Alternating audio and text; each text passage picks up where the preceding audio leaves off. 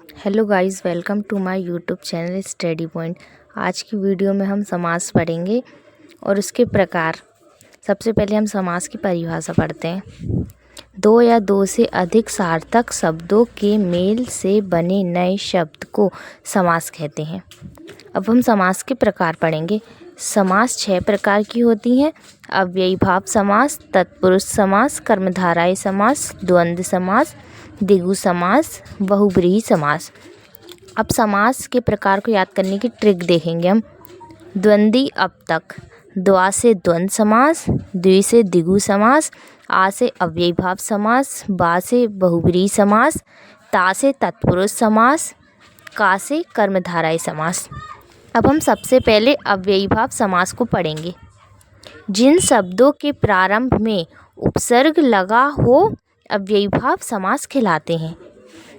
उपसर्ग क्या होते हैं अब हम ये देखेंगे। यथा, आ, भर, अणु, निर, प्र, प्रति, जो भी शब्द आगे लगता है उसे उपसर्ग कहते हैं। अब हम इसके उदाहरण देखेंगे। यथा संभव, यथा प्लस संभव, इसमें यथा उपसर्ग है, इसका अर्थ होता है जैसा संभव हो। अब हम अनुरूप, अणु प्लस रूप, इसमें अणु उपसर्ग है, इसका अर्थ होता है अणु के योग्य। अब थर्ड उदाहरण देखेंगे। आजन्म, आ प्लस जन्म, इसमें आ उपसर्ग है, इसका अर्थ होता है जन्म से लेकर। प्रतिदिन, प्रति प्लस दिन, इसमें प्रति उपसर्ग है, इसका अर्थ होता है प्रत्येक दिन। अब हम तत्पुरुष समास के बारे में पढ़ेंगे। समास को विग्रह करने पर कारक चिन्ह का लोप हो जाता है, उसे तत्पुरुष समास कहते हैं। अब हम कारक चिन्ह देखेंगे। कारक चिन्ह होता है का, की, को, के लिए, में, पर, से आदि। अब हम इसके उदाहरण देखेंगे। यश प्राप्त, यश को प्राप्त, इसमें को लगा है तो प्रथम, द्वितीय, तृतीय, ये तृतीय तत्पुरुष होगा। मन चाहा, मन से चाहा, इसमें से लगा है तो प्रथम, द्वितीय, तृतीय, चतुर्थ, पंचमी, षष्ठी, सप्तमी, तो सप्तमी तत्पुरुष होगी। यशशाला, यज्ञशाला, यज्ञ के लिए शाला, इसमें के लिए लगा है तो प्रथम, द्वितीय, तृतीय, चतुर्थी, चतुर्थ तत्पुरुष होगी। राजपुत्र, राजा का पुत्र, इसमें का लगा है तो यह प्रथम तत्पुरुष होगी। धर्मवीर, धर्म में वीर, इसमें में लगा है तो प्रथम, द्वितीय, तृतीय, चतुर्थ, पंचमी, यह पंचमी तत्पुरुष होगी।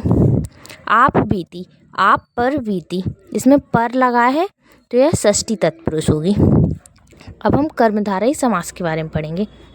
जिस समास में प्रथम पद दूसरे पद की विशेषता बताता है उसे कर्मधारय समास कहते हैं। दूसरे पद की तुलना हो या है जो प्रयुक्त होता है वह कर्मधारय समास कहलाता है। अब हम इसके उदाहरण देखेंगे। चरण कमल, चर के कमल के समान चरण। कमल नयन, कमल के समान नयन। चंद्रमुख, चंद्र के समान मुख। लाल मणि, लाल है जो मणि, इसमें है जो प्रयुक्त हो रहा है इसलिए कर्मधारय समास है।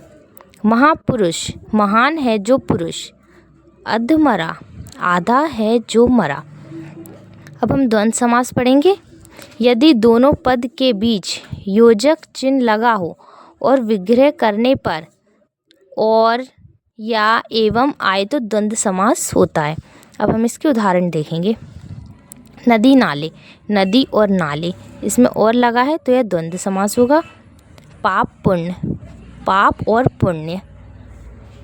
ऊंच नीच, ऊंच या नीच, यह लगा है तो यह द्वंद्व समास होगा। खरा खोटा, खरा या खोटा। छल कपट, छल और कपट। अब हम द्विगु समास पढ़ेंगे। जिस समास में प्रथम पद संख्यावाचक हो या समूह का पता चले तो उसे द्विगु समास कहते हैं।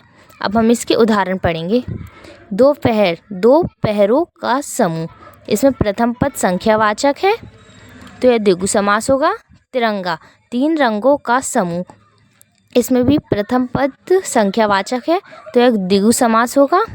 नवरत्न, 9 रात्रियों का समूह। चौराहा 4 राहों का समूह। त्रिकोण 3 कोणों का समूह। इसमें भी प्रथम पद संख्यावाचक है तो यह द्विगु समास होगा। अब हम बहुव्रीहि समास के बारे में पढ़ेंगे। जिस समास में कोई भी पद प्रधान नहीं होता है, अर्थात दोनों पद मिलकर किसी तीसरे पद की ओर संकेत करते हैं, उसे बहुव्रीहि समास कहते हैं। अब हम इसके उदाहरण देखेंगे। घनश्याम, घन के समान श्याम है जो, मतलब कृष्ण। लंबोदर, लंबा है उदर जिसका, मतलब गणेश। गंगाधर, गंगा को धारण करने वाला, मतलब शिव। दशानन, 10 है आनंद जिसके, मतलब रावण। मृत्युंजय, मृत्यु को जीतने वाला, मतलब शंकर। इस समास में देवी देवताओं के बारे में बात होती है।